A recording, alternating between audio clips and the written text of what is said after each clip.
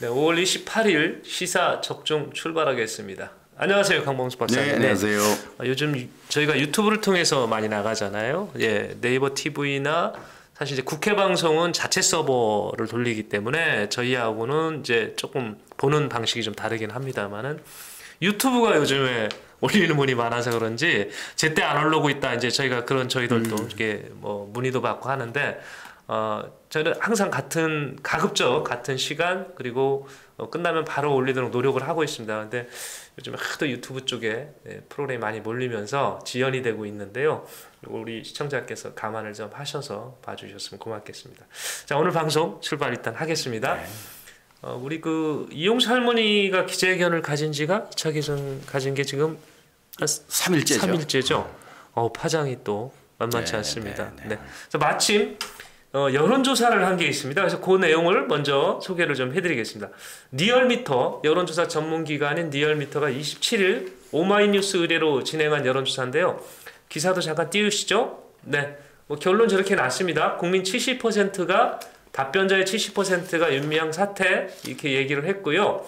근데 이 70% 속에는 민주당 지지층도 상당히 포함되어 있더라. 이게 여론조사의 결과입니다. 조금 더 구체적으로 보면요. 전국에 있는 18세, 전국에 거주하는 18세 이상 500명 대상으로 조사를 했는데 윤 당선인이 사퇴해야 하느냐는 질문에 응답자의 70.4%가 사퇴해야 한다 했고 20.4%는 사퇴할 필요가 없다고 답했다고 합니다. 그리고 잘 모른다고 응답한 분은 9.2%였고요. 응답자의 절반 이상이 민주당을 지지하고 있다 이렇게 밝혔습니다. 자, 이번 조사에 조금 더 세부적인 내용을 일단 해놓고 박사님한테 좀 여쭐게요. 이번 조사는 무선 80%, 유선 20% 자동응답 방식에서 조사를 했고요. 95% 신뢰 수준의 95%의 오차에 플러스 마이너스 4.4%의 신뢰 수준을 갖고 있습니다. 상당히 예상은 했는데 저희 예상치보다도 더 높게 나온 것 같습니다. 이거 어떻게 보셨어요, 여론조사 결과를요? 생각했던 것보다는 네.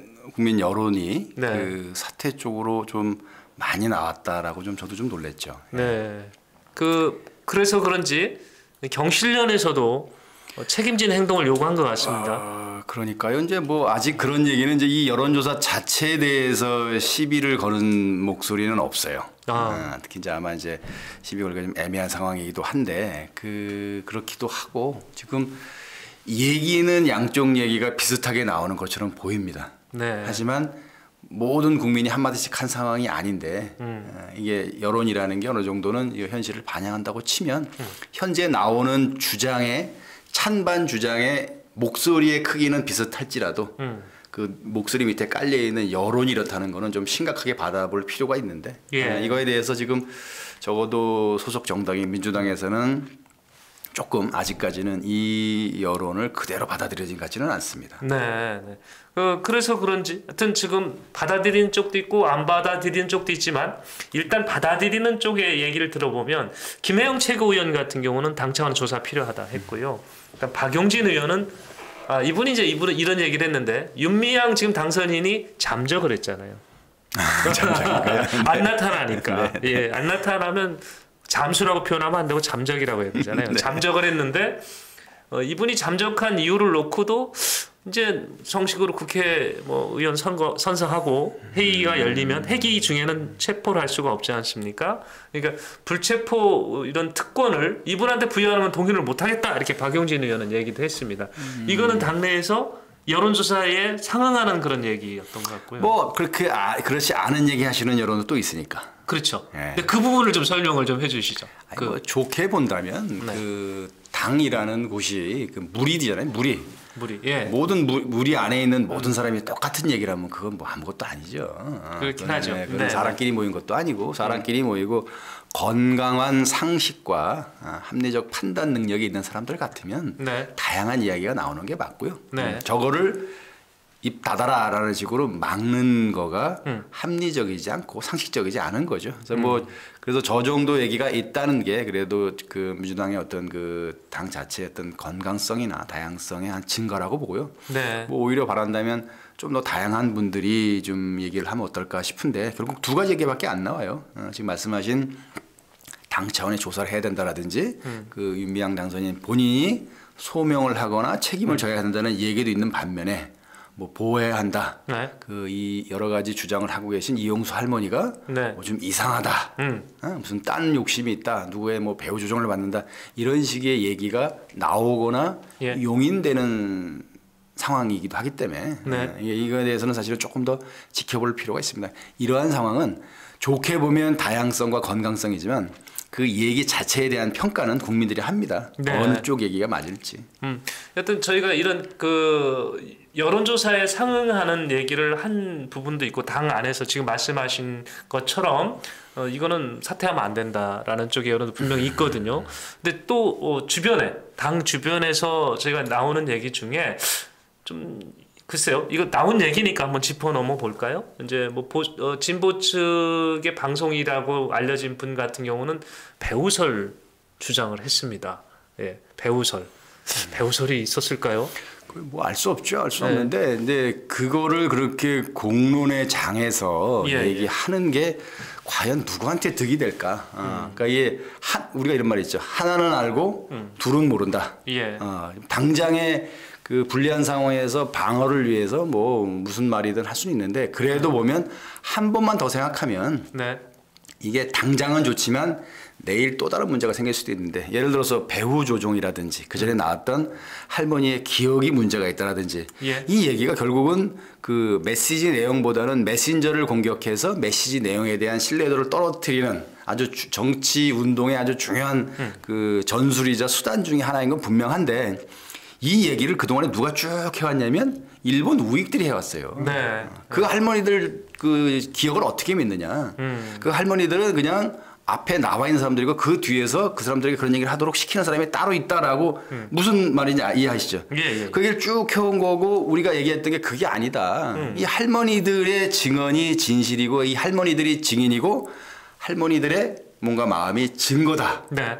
이랬던 건데 이제 와서 우리 쪽에서 그 얘기는 그 얘기고 이 얘기는 또 누군가가 배우 조정하고 있고 할머니 누가 써준 대로 읽어주고 있고 할머니의 기억이 정확치 않고 변질됐고 다른 뜻이 있어서 이런 얘기를 하는 거고 그 얘기 말하는 사람을 우리나라 정치인이 아니고 예. 일본 사람으로 바꿔놓고 단어 몇 개만 바꾸면 똑같은 얘기가 돼요. 그동안 해왔던 얘기죠. 일본인들. 그러니까 그래서 이 아무리 상황이 급하고 그래도 이 본질을 갖고 자꾸 얘기했으면 좋겠다는 얘기가 저는 일관되게 그런 얘기 했습니다.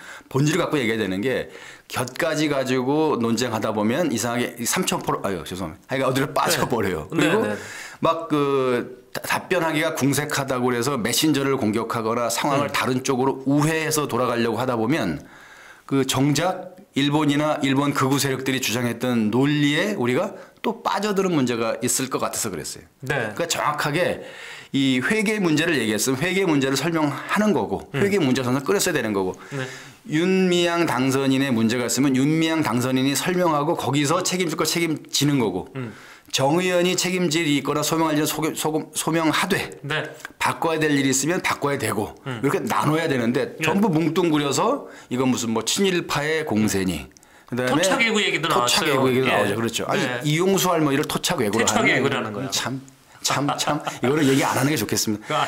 그리고 이 친일파의 공세를 하다가 안 되니까 무슨 의도가 있다 막 몰아가다 보면 이게 혼전이 되고 그리고 어느 이 문제를 지적한 사람 중에 대다수 그리고 국민들이 생각하는 대다수는 정 의원의 지난 30년간 활동 자체에 대해서 문제 삼은 사람은 제 기억으로는 없어요. 그러니까요. 저희도 그거에 대해서는 아무 얘기도 안 합니다. 어느 국민도 그 얘기를 하진 않습니다. 그렇죠. 정 의원이나 이 할머니들이 지난 30년간 해온 일이 얼마나 가치가 있고 우리 대한민국의 현재와 미래나 한일 관계에 중요한 기반이 될지 알고 있기 때문에 그래서 그 소중한 것이 변질되거나 때타지 않고 잘 가기를 바라는 마음에서 거기에 이상한 짓이나 이상한 잘못된 것이 개입하지 않았으면 개입했다면 집어내서 여기를 조금 더 깨끗하게 만들었으면 그런 바람인데 그것도 막 섞었어요.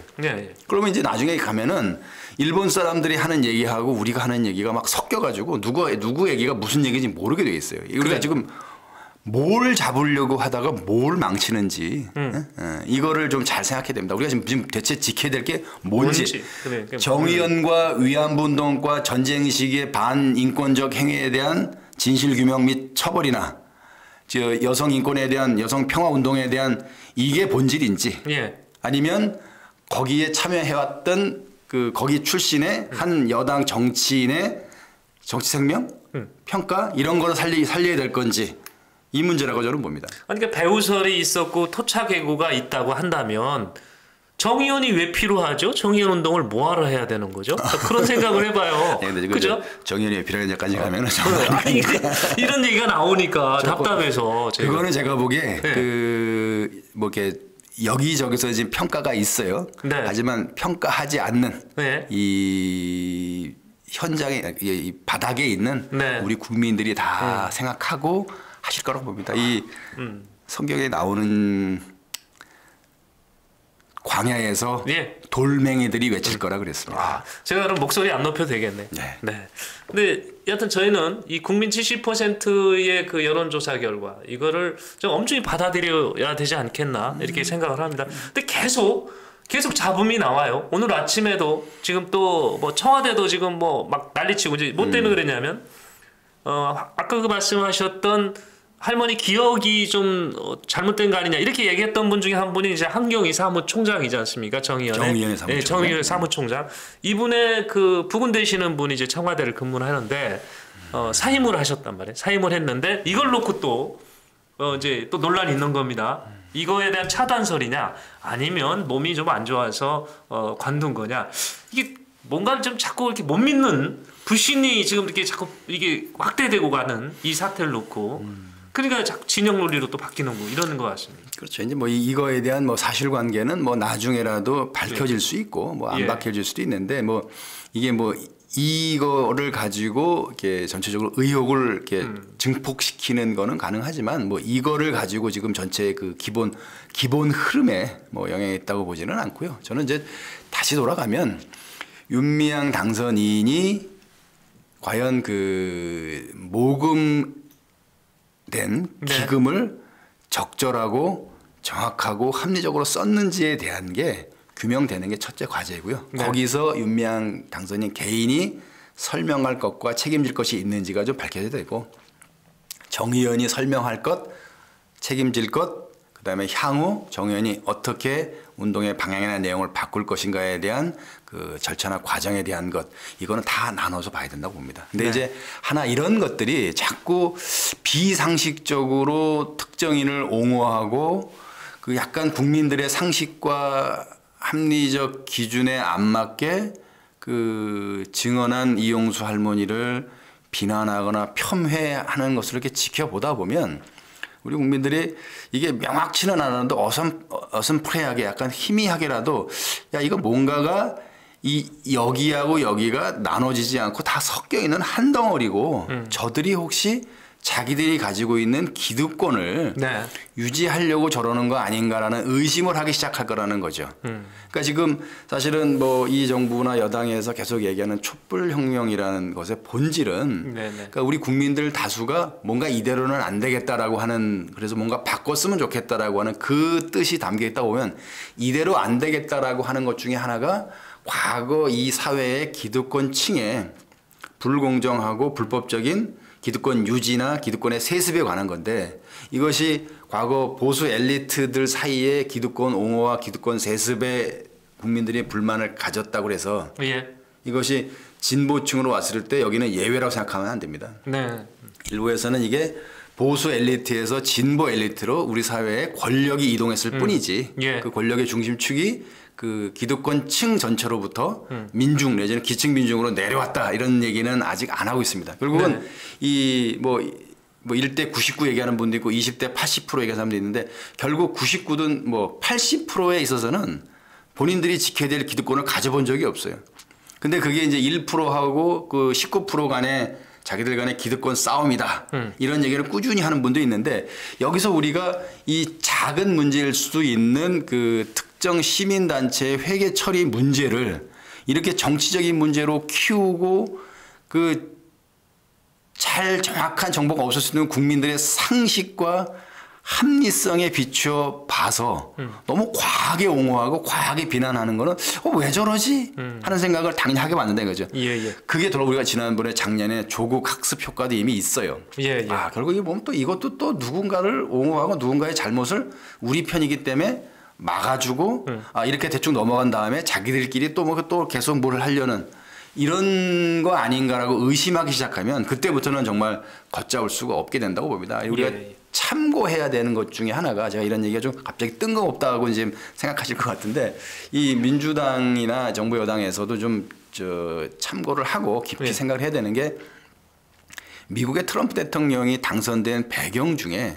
그 당시에 상대 후보가 힐러리 클린턴이었기 때문에 또 있다. 이게 무슨 얘기냐면 그 미국 사회의 그 중산층 이하의 미국 국민들이 생각할 때 그 민주당 기득권층 미국 민주당입니다. 미국 민주당의 기득권층의 위선과 이중성에 대한 분노가 그동안 사실 많이 누적돼 왔다고 보는 거죠. 근데 그 미국 민주당의 기득권층이라고 막 공격받았던 그 사람들이 누구냐? 우리가 흔히 말하는 68세대입니다. 68세대. 네. 60년대 말 미국과 유럽을 휩쓸었던 학생운동, 반전, 히피 이 사람들이 그 당시에는 이제 그 체제에 저항하는 반체제 인쇄하고 반정부 운동을 했던 사람들인데 이게 그분들이 이렇게 성장해 오면서 미국 사회에 적어도 민주당의 핵심을 차지하는 기득권층이 됐어요. 네. 근데 이 사람들이 과거 자기들이 했던 말을 하고는 물론이고 그러니까 과거의 자기들과 당연히 현재 자기가 다른 건 물론이고 현재에도 여기서 하는 말과 여기서 하는 말이 달랐어요. 그런 것들이 미국의 그 중산층 이하의 국민들 특히 뭐 그 중에는 뭐 공화당 지지자가 있겠죠. 그분들이 볼 때는 이 사람들은 결국 똑같은 기득권층이구나. 말은 그럴싸하게 해도. 그래서 그거에 대한 반발표들이 트럼프에게 가는 바람에 트럼프가 이겼다. 이런 민주당에서 만들어준 거네. 어떻게 보면. 뭐 만들었다가 요인 중에 하나가 됐다는 거죠. 그러니까 우리도 이제 조심해야 되는 게 우리가 이제 보수 엘리트, 보수 기득권층에 대한 지탄과 그들에 대한 뭐 그들의 그 기반을 무너뜨리는 뭐 그런 것들은 가능했고 지금 그것이 진행돼서 이제 그 사람들이 대부분 지금 막 적폐로 몰아지는 지금도 막 밀려 나가고 있는 중이잖아요. 그 와중에 그 자리를 차지한 것이 과연 공정이고 정의냐? 아니면 그거를 가장한 진보 엘리트층, 소수의 진보 엘리트층이냐. 그리고 그들이 차지하고 있는 기득권을 또 유지하고 심지어 세습하기 위해서 부정하거나 불법적인 방법을 쓰는 것 아니냐. 이런 거에 대한 문제 제기가 작년, 이번 이렇게 진행되고 있는 겁니다. 이 진행되는 흐름에 대해서 본질을 봐야지 이게 우리 세력에게 유리하고 불리하고 우리 당에게 유리하고 불리하고 글쎄 그것도 좀 길게 본다면 유불리가 저는 달라질 수 있다고 봅니다. 여하튼 이번 건에 대해서는 제가 또차 말씀드렸지만 그 정의연의 회계부정 이 부분에 대해서는 명확하게 밝혀져야 되는 거잖아요. 그럼요. 나머지 부분은 오히려 저희들이 보기엔 부차적인 문제라고 보고요. 그렇죠. 그건 좀 합의가 필요한 문제는 거죠. 근데 지금 검찰이 수사를 지금 뭐 열심히 하고 있는 것 같아요. 이제 오늘도 아마 회계 담당을 소환하는 것 같고. 그래서 만약에 윤미현 당선인한테 혐의가 드러날 부분이 있거나 아니면 소명이 필요한 부분이 있으면 검찰에서 소환을 해야 되지 않겠습니까? 근데 이제 걱정들 하는 것 같아요. 지금 이제 잠적한 상태이기 때문에 이분이 안 나타나는 거 아니냐. 선서한 이후 회기가 열리면 나타날 거 아니냐 이런 걱정들 하는 것 같은데 그거를 또 당에서 막으면 또 안 될 거 아니에요. 그죠? 의원들이 막아도 안 되고 이건 반드시 또 설명을 빨리 해야 되는 거잖아요. 그러니까 아마 오히려 그런 상황이 민주당으로서는 조금 더 곤혹스러운 상황이 될 겁니다. 지금 뭐 그 불체포 특권을 불체포 특권이 생길 때까지 안 나타날 거다. 그리고 불체포 특권을 본인이 이용을 할 거다. 저는 상식적으로 볼 때 그게 가능하겠나 싶은 겁니다. 지금 이런 상황에서 물론 여론이라는 것도 바뀔 수도 있죠. 바뀔 수도 있는데 적어도 현재 국민의 70%가 윤미향 당선인의 사퇴가 필요하다라고 인정하는 상황에서 예를 들어서 그 불체포 특권을 이용해서 본인이 어떤 해야 될 의무를 다하지 아니하거나 아니면 그 이런 불체포 특권에 관한 여러 가지 그 권리를 이용해서 소속 정당에서 뭐 체포 동의안이라든지 출석 동의안을 뭐 부결시킨다든지 이런 일이 국민들한테 과연 받아치겠느냐. 오히려 그런 상황이 오는 것이 당 지도부나 당 입장에서는 더 어렵고 아주 곤혹스러운 상황이 될 수도 있을 거라고 본다. 저는 그 상식적으로 볼 때, 그 당선인 본인도 저거를 뭐 이용하려고 할 거라고 보지 않고요. 예. 당도 그거를 적어도 지금 상황에서는 용인하기 어려울 겁니다. 네. 적어도 그 정도 상식이 있다. 아까 말씀드린 다양한 말이 표출되는 그 다양성과 건강성에 관한 문제라고 치면 적어도 그 문제가 향후 민주당의 어떤 그 진로나 미래에 대해서 그 좌우할 수 있는 중요한 계기가 될 수 있다고 봅니다. 네. 자, 민주당 내에 한 인사가 할머니가 화났다고 윤미향 당선인을 사퇴시킬 수 없지 않냐 이렇게 반문을 했었습니다. 그런데 최소한 이번 수사 결과 또는 검찰 수사 결과에 어떤 소명이 반드시 필요한 부분이 있다라고 한다면 국민이 화났기 때문에 윤미향 당선인을 의사당 안에서 지키는 일은 있어서는 안 될 거다. 이렇게 제가 힘줘 말씀을 드리면서 지금 그 할머니 2차 기자회견을 둘러쌌던 파장 한번 점검을 해봤습니다. 자, 2부에서 계속 이어지겠습니다. 고맙습니다. 감사합니다. 네.